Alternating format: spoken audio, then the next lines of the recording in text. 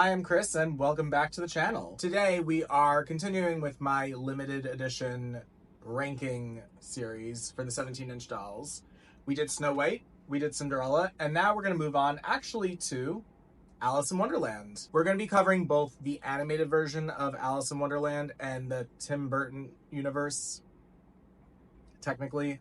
They're both produced by Disney, two totally different universes. Before we get started, I do want to say, if you've been following and heard me talk about my Design Doctor series, I have rebooted my Patreon, and now you can either subscribe for $1 or $3 if you like to see everything before everyone else does. The $3 also gives you vlogs and all my in-depth research that I do for my projects, for anything that I personally do for designing as well. I've already started doing research, and we are starting with the video that I just recently did, the Midnight Masquerade. So I am going to be redesigning that entire series, as well as changing two of the characters. One I pre-selected, but if you are part of the $3 tier, you actually will eventually get to vote on who I do as the wild card for that series. It does mean a lot if people do subscribe, and it'll make me feel like people actually care about me doing this. So please do. Again, $1, $3 is not much compared to other people, and there's no tariffs.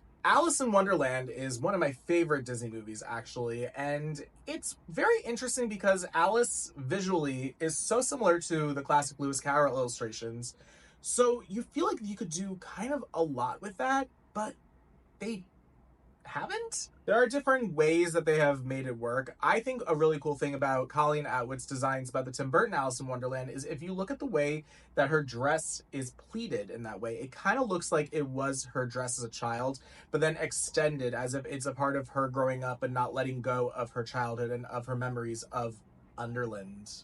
There are 6 dolls to talk about that are Disney Store 17-inch limited edition for Alice in Wonderland.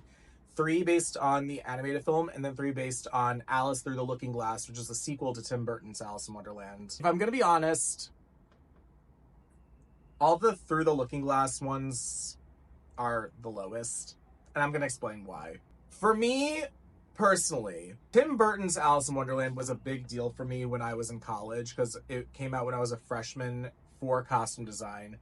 I was obsessed with this movie, and I thought that Colleen Atwood's designs were so incredible and so smart. She really created a world. Alice Through the Looking Glass, when they announced that this was coming out, I kind of didn't care. I actually have yet to see Alice Through the Looking Glass. From what I heard, it's not incredible, and also when I look back at Tim Burton's Alice in Wonderland, it's not anything that's like absolutely incredible in terms of the story. The visuals are a whole nother story, but I don't know. I just really was not excited. I really didn't want to see it, and I still haven't seen it. I'm going to actually group them all together for this. I don't know which is like best or worst, because in general, their face sculpts are pretty good. The way the costumes are made look pretty good. I do wish that the Red Queen's head was a lot bigger.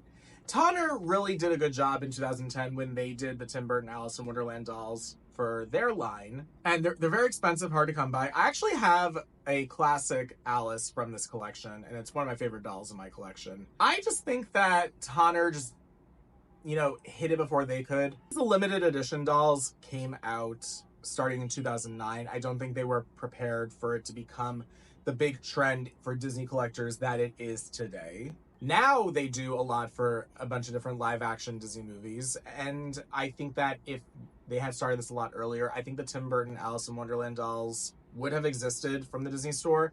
I think they would have been in a lot higher demand, and I probably would have wanted to own them. I would probably have been really excited about them. But yeah, the Alice Through the Looking Glass, I just didn't care. I don't know if you love Alice Through the Looking Glass, comment below, but I just did not care about this.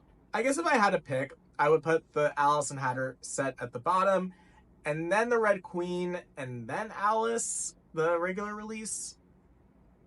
But this isn't a dig at like the designs or anything, it's just about how much I care. Next, of the classic Alice in Wonderland dolls, we have the Queen of Hearts. This is very interesting because this was, I think, the first villain to have a limited edition doll. So interesting that they decided not to make this look like the animated character. This is almost, it's kind of weirdly like this fashion doll, like a design, like the designer series before the designer series. I think it's very unique, and unfortunately kind of breaks the canon of the dolls in a weird way. But it's definitely like a very sought after doll, and it's very beautifully made. Wish I could talk to somebody and ask what the design process was for this and why it is the way it is, because it's so different. It is beautiful, and it kind of like also can stand on its own as like a different thing. There's something also kind of, I don't know, it almost seems like it would have been a doll that you could only find in Japan. Does that make sense? Like, this looks like it came from Japan. I don't know what makes me say that, but it just looks like it came from Japan. So then next we have the 70th anniversary Mary Blair inspired Alice in Wonderland doll. I really do like this. I think this was a really cool idea to do it because Mary Blair's art is so synonymous for Disney's Alice in Wonderland and for just that era of Disney overall. I've heard a lot of people complain that they don't like that it's not a traditional Alice costume. We'll get to that. I don't know. I mean, I think it's really cool. I kind of wish they did more concept art styles like this. They'll do dolls, and I've talked about this in the past videos, where they will do a doll based on a concept sketch of the character. Never did a doll, though, that was all about one person and their influence on the film like they did with this Mary Blair Alice doll. And I think that's so phenomenal. Then, number one, I think it's obvious, it's that one Alice doll from 2011 that they only made 500 of. This one has such a beautiful costume and very nice details, and I think it's a really, really cool doll. I do have a critique, though. This one, and with the one that I just talked about before. Because the Disney designer size Alice dolls, they actually make her look young, because she's a little girl. But these two, she looks adult. I don't know if she's the same exact height as the other limited edition dolls. I assume she is, just based on packaging and everything. So I kind of don't love that she is grown up in this way when you have dolls of all the others kind of actually looking like how they do in their films. But then at the same time, it's not like there is a shortage of Alice dolls in general. A lot of companies have made really, really beautiful Alice in Wonderland dolls. Not even just of the Disney version, but like just Alice in general. Again, Tonner has an entire Alice in Wonderland collection that is so beautiful. I would have been very curious to see what they did. They actually tried to do for the limited edition size, a very authentic to the design of Alice from Alice in Wonderland, as opposed to these two that are kind of this stylized version of them, like a little more mature. It seems like they're trying to be with these, but I really would just love like a plain old Alice from the Disney store. Do you have a favorite Alice in Wonderland doll? Do you own any of these? Comment below. And don't forget to like and subscribe.